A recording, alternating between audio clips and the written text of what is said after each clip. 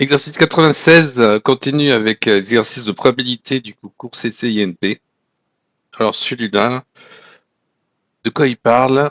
Il parle de fonctions génératrices. Alors on prend x, une variable aléatoire à valeur dans n, de loi de probabilité donnée. Donc ça veut dire que quel que soit n appartenant à un grand n, on connaît la probabilité que x égale n quand le note Pn. Alors déjà, c'est une loi de probabilité, donc on sait que la somme des Pn quand n varie de 0 à plus infini converge, et de plus c'est égal à 1. La fonction génératrice de grand X est notée g de grand X et elle est définie par g de grand X en t, c'est l'expérience de t à la puissance x, ce qui est égal à la somme quand n varie de 0 à plus infini de Pn Tn. Prouvez que l'intervalle -1 est inclus dans un ensemble de définitions de g de x. Alors, euh, on peut réutiliser la théorie des séries entières. Alors le Pn est positif, hein. On sait aussi que, comme c'est une probabilité, ça appartient à 0, 1, quel que soit n.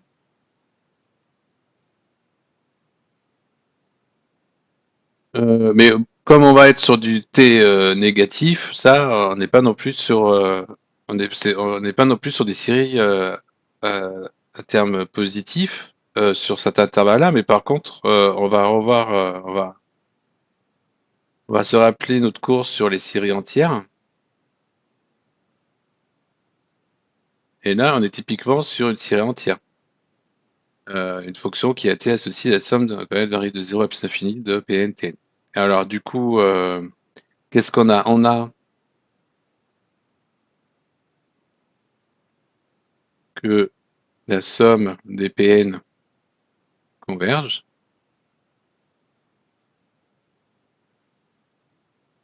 Donc le rayon de la série entière, si je note R qui est le rayon de la série entière Pn-Tn,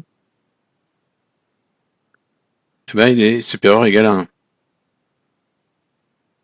1. Donc parce que là, euh, on ne sait pas si c'est. Enfin, ce qu'on sait, c'est que pour tout t strictement, bon ça c'est truc sur les séries, mais on peut revoir rapidement à la main. Pour tout t appartenant à -1 plus 1, et on veut se rappeler un peu comment tout ça, ça fonctionne, Pn t puissance n va être plus petit que Pn. Ça, c'est les termes d'une série convergente. Ça, c'est les termes d'une série à terme positif. Donc la série Pn t puissance n est absolument convergente.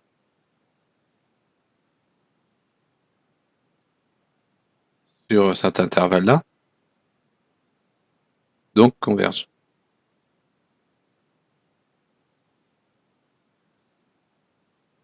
Donc là, on est peut-être sur, là, on est peut-être sur une convergence radiale, mais peu importe. On sait que sur l'intervalle ouvert -1, ça va, du coup, ça converge absolument.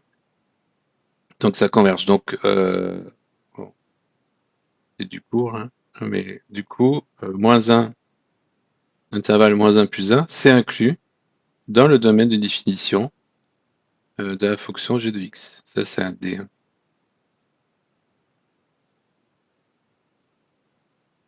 Ok, donc ça va. On va passer à la question 2. Soit x1, x2, deux variables aléatoires indépendantes. La valeur dans n. Et on pose S égale x1 plus x2. Démontrer que quel que soit t appartenant à moins d'un 1, tac, en utilisant, alors on va utiliser, on commence par quoi? Par Cauchy de série entière, ok. Alors, G, alors, on va écrire des trucs. Quel que soit,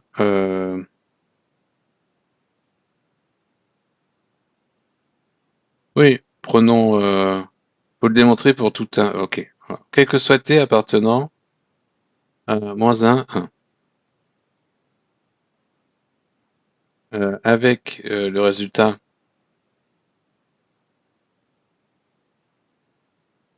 de la question 1. G grand X de t et G grand X de t sont bien définis.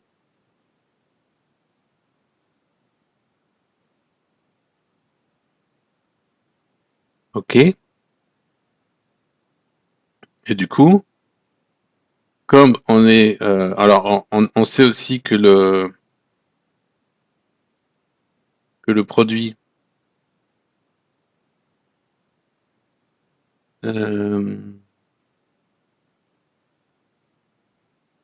on sait aussi que le produit... Alors, le produit...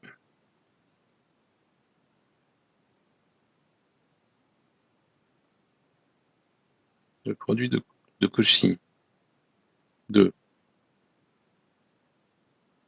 n probabilité x égale n t puissance n avec n x probabilité que x2 égale n t puissance n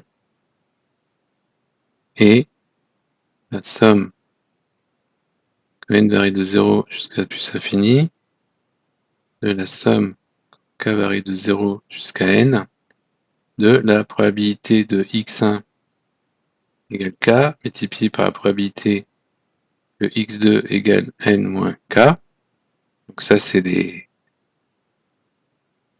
Cn, hein, égale à la somme des AK Bn moins K. Ça, ouais, j'aurais pu éviter d'écrire ça, mais ça, c'est juste pour faire le lien avec le cours. Si on avait la série des AK x puissance K, BK x puissance K, du coup, on définit les termes pour le produit de Cauchy. Donc ça, du coup, je vais quand même l'enlever. Ça peut embrouiller plus qu'autre chose. Et on sait que le rayon de convergence, euh, on va regarder avec du T, hein. On essaye d'être un peu consistant. On sait que le rayon de convergence de ça, c'est plus grand ou égal au min des deux. Donc en l'occurrence, le rayon de convergence de ça va être plus grand que 1. Donc ça, le produit là est bien défini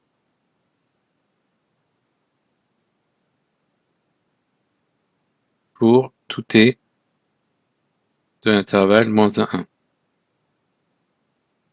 Ça, c'est le cours sur le produit de Cauchy de deux séries entières. Comme on est à l'intérieur du disque de convergence. Ok, alors on a ça. Maintenant, on va... Alors, on va effacer là-haut ces petites remarques qu'on avait écrites tout à l'heure.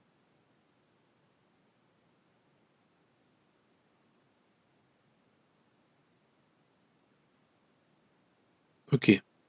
Et alors, qu'est-ce qu'on a? Eh ben, x1 et x2 sont comment? Ils sont indépendants. C'est des variables aléatoires indépendantes. Donc la probabilité de x1 égale k, multipliée par la probabilité que x2 égale n moins k, c'est la probabilité de x1 égale k, intersection x2 égale n moins k.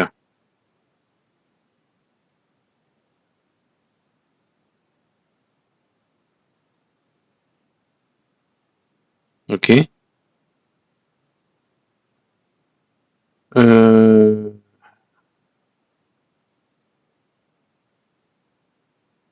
on a bien ça, n'est-ce pas? Alors, juste un instant. Euh,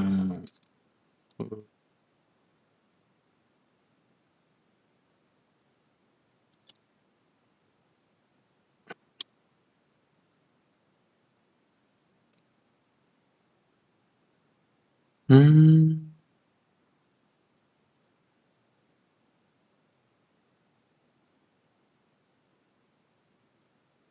Bon. Donc ça, c'est du cours. Donc x1, x2 indépendant, donc on a la probabilité du produit, c'est la probabilité de l'intersection. OK. Et si je fais l'union, donc k varie de 0 jusqu'à n de x1 égale k intersecté avec x2 égale n moins k, ben ça, c'est tous ces ensembles-là. Si ça, je note bk, bk inter bk' égale l'ensemble vide pour k égale k différente k'. Donc ça, on est sur une réunion d'ensemble disjoint. Donc, propriété de la probabilité, la probabilité de l'union de ces bk, c'est la somme, quand k varie de 0 jusqu'à n, de la probabilité des bk. Ça, c'est la propriété d'une mesure de probabilité. Alors, du coup, ça va donner exactement la somme quand k varie de 0 jusqu'à n de la. Donc les bk, la probabilité des bk, c'est ça, c'est-à-dire probabilité que x1 égale k multiplié par la probabilité que x2 égale n-k.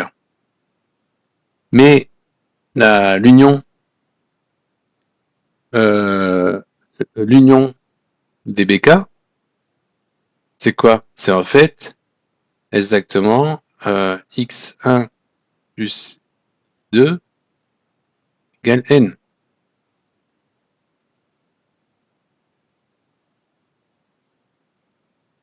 Parce que pour que x1, x2 égale n, x1 ne peut pas dépasser n, x2 ne peut pas dépasser n. Donc là, en prenant l'union jusqu'à n, on les a tous. Et donc, c'est bien le même événement. Et ça, c'est rien d'autre que l'événement S égale n. Donc, cette somme-là, ce n'est rien d'autre que la probabilité que S est égal à n. Donc, qu'est-ce que ça nous donne tout ça? Si on revient à ce qu'on avait écrit là, mais ça, c'est la probabilité que S égale n. Donc, on a que la somme quand n varie de 0 jusqu'à plus infini de la probabilité de x1 égale n tn multiplié par la somme quand n varie de 0 à plus infini de la probabilité de x2 égale n tn. Alors, je vais l'écrire, ça peut merder.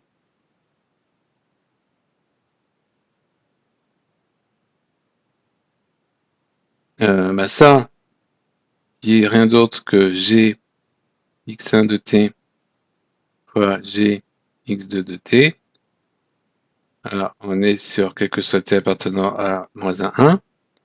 Eh ben ça, c'est égal à la somme, quand n varie de 0 à plus infini, de la probabilité que S égale n, t puissance n, qui n'est rien d'autre que g de S de t, puisque c'est l'espérance de t puissance S. Donc on a bien démontré ça. On a bien démontré cette formule.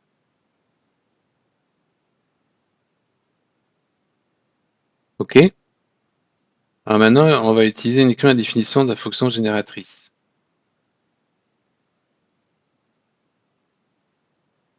Alors, on va effacer un peu.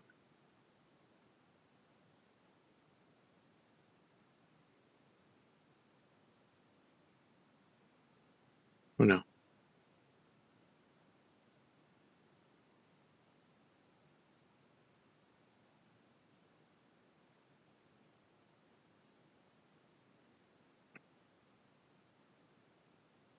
Ok.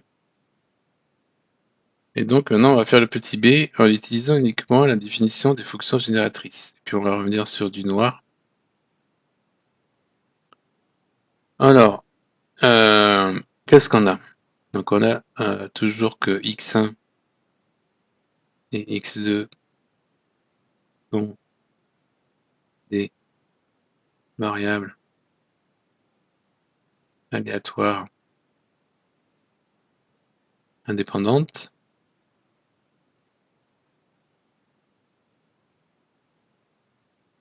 Donc t x1 et t x2 sont indépendants. Donc l'espérance de tx1 qui existe bien grâce à la question 1, hein.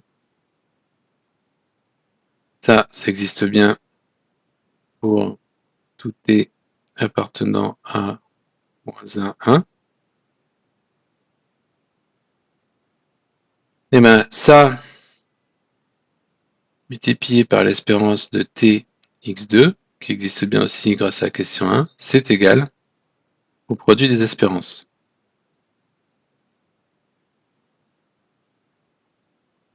Puisque c'est indépendant.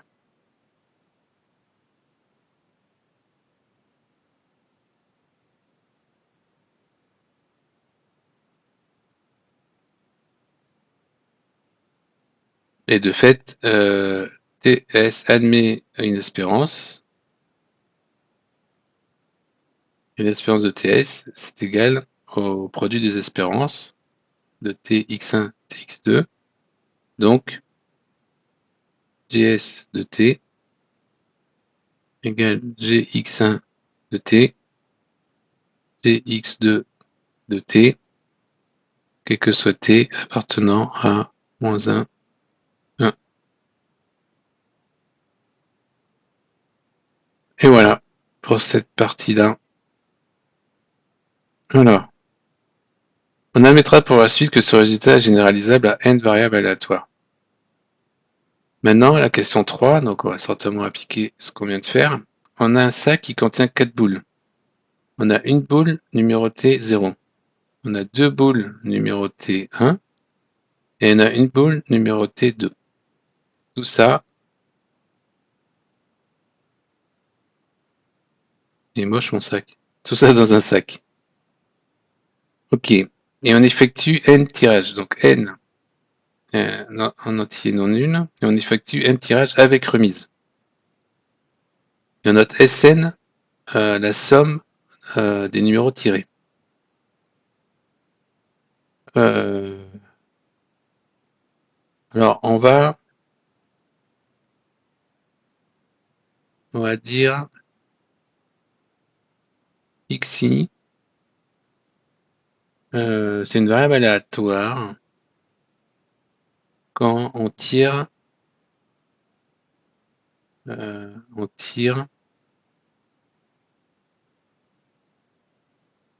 numéro i.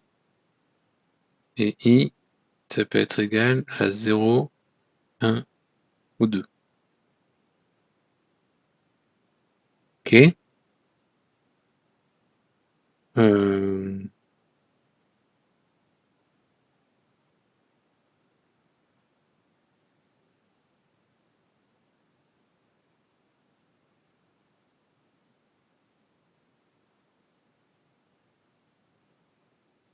Non, qu'est-ce que je raconte moi? On va plutôt faire xi. Non, xi, c'est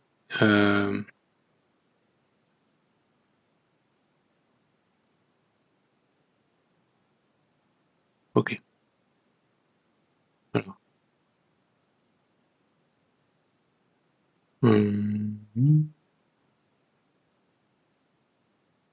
on va prendre i qui appartient à un n. Ok. Et on va regarder la variable aléatoire xi. C'est le énième tirage. Donc c'est le numéro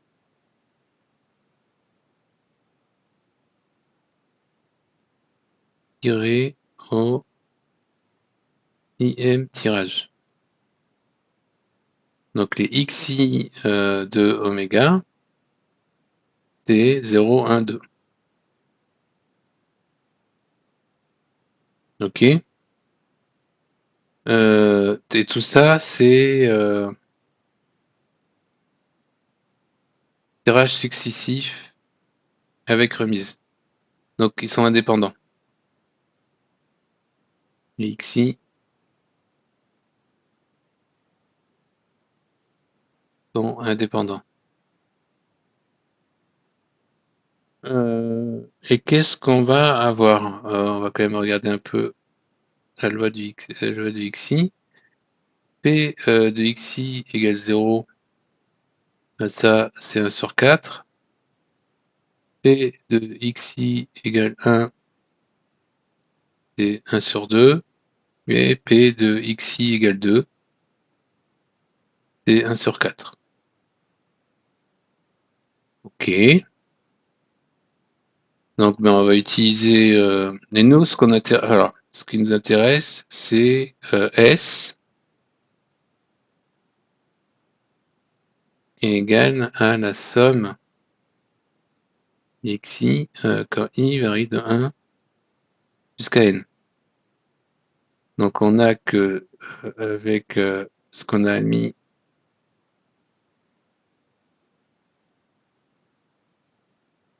avec le résultat admis ici de la question précédente, on sait que ça,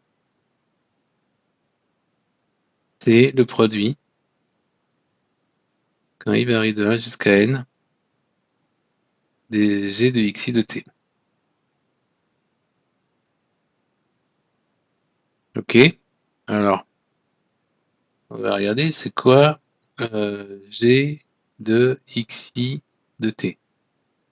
Donc ça fait t puissance 0, ça fait 1, donc ça fait 1 quart, plus 1 demi de t, plus 1 quart de t carré. Donc si on met un quart au facteur, ça nous fait 1 quart de 1 plus 2t plus t carré, ça fait t plus 1 au carré. Donc le produit de ça, ça va nous donner 1 sur 4 puissance n, 1 plus t à la puissance 2n.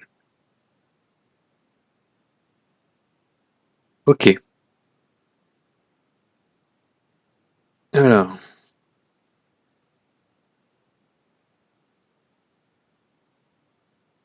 on va faire du binôme de Newton. Un petit binôme de Newton, donc 1 sur 4 puissance n, somme k varie de 0 jusqu'à 2n, de k parmi 2n, t puissance k.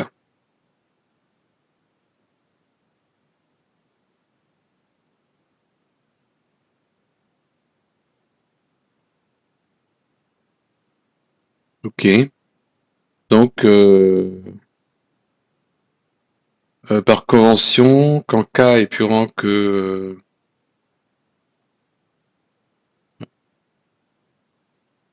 k est plus grand que 2n, ça fait 0. Donc ça, c'est la probabilité que Sn égale k, t puissance k. On a unicité du développement en série entière. Donc du coup, on va se retrouver avec